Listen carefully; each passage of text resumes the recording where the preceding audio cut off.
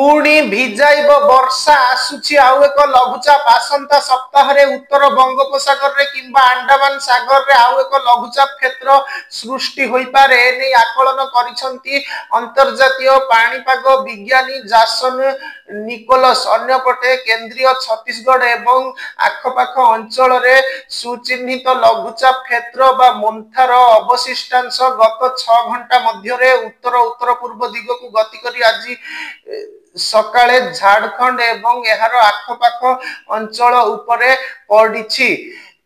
एहा बिहार रो उत्तर उत्तर पूर्व दिग को गति करी आगामी 12 घंटा मध्य रे दुर्बल होई एक लघुचाप क्षेत्र रे परिणत हेबार संभावना रहिछि।